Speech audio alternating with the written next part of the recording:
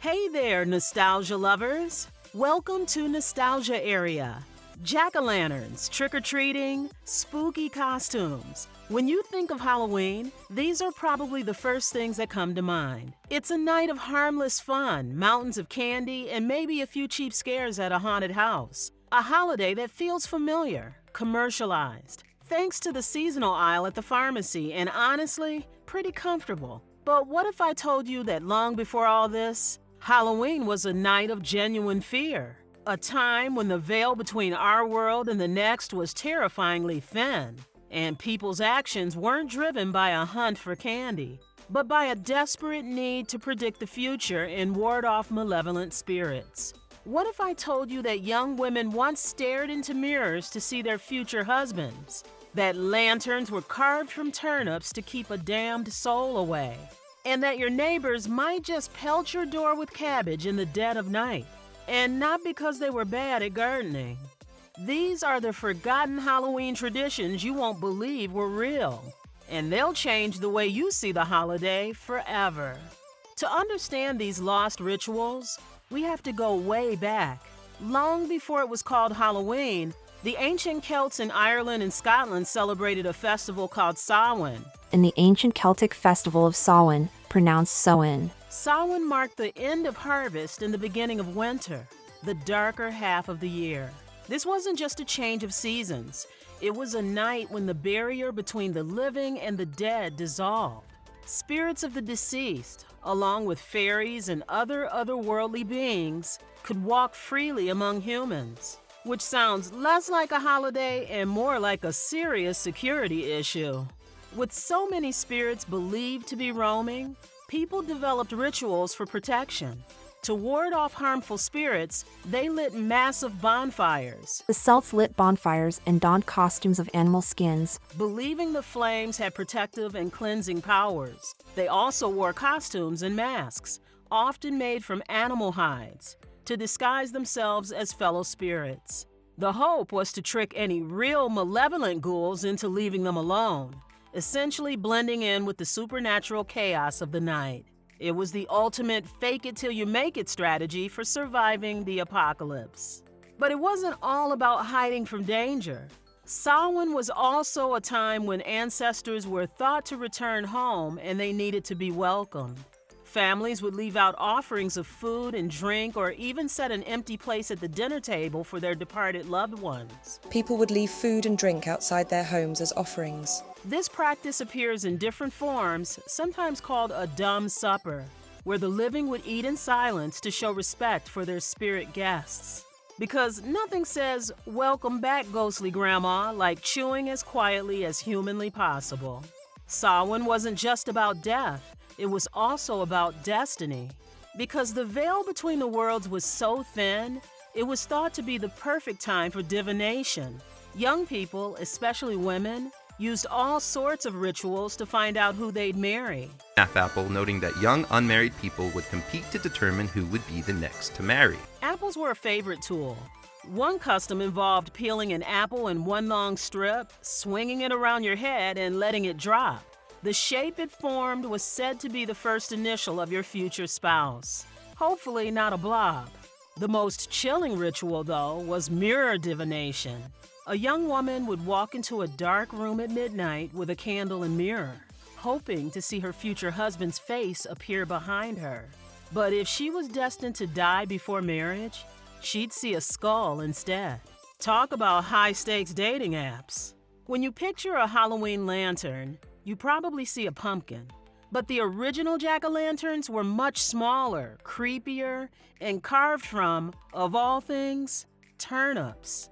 The custom came from an Irish folktale about a man named Stingy Jack. Centuries ago, in Ireland, lived a miser named Jack, A trickster who outsmarted the devil. Jack trapped him up a tree and only let him down after the devil promised never to take his soul. But when Jack died, heaven wouldn't take him either. Doomed to wander the earth, Jack carried a single burning ember from hell inside a hollowed-out turnip. And if you ever tried to carve a turnip, you know that was the real curse. He's been roaming ever since as Jack of the Lantern, or as we know him, Jack-o'-lantern. If you're loving this deep dive into Halloween history, do us a favor and hit that subscribe button. And make sure to check out the treats we have linked in the description. The phrase trick or treat is pretty modern, but going door to door on Halloween has a much older, more somber origin in a practice called souling.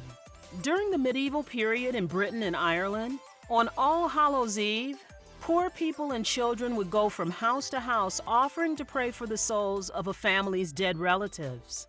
In return, they received soul cakes, which were small spiced biscuits. This was a solemn exchange, a prayer for a cake. Failure to give a cake might lead to dire consequences. With each cake eaten believed to help free a soul from purgatory.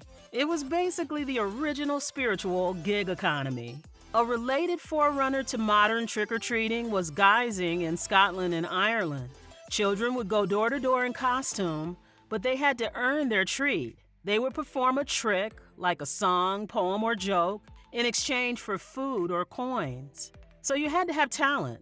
You couldn't just show up looking cute in a tiny ghost costume and expect results. The costumes weren't just for fun. They were meant to be a disguise to either imitate the spirits of the dead or to blend in with them for protection from harm.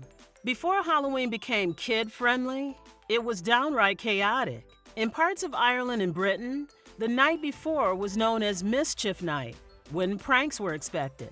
We're not talking toilet paper and eggs.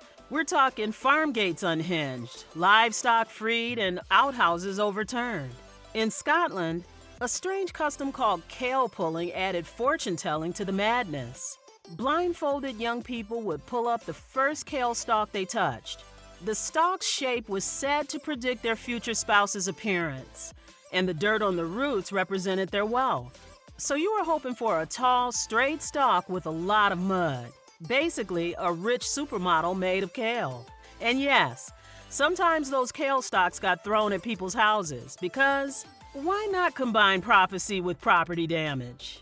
So how did we get from cursed turnips and soul prayers to candy corn and plastic skeletons? The Halloween we know today was shaped mostly in America, thanks to waves of Irish and Scottish immigrants in the 19th century who brought their traditions with them. In the American melting pot, things started to change. For starters, those creepy turnip lanterns were swapped for pumpkins, which were native to North America and much easier to carve. A huge win for tired parents everywhere.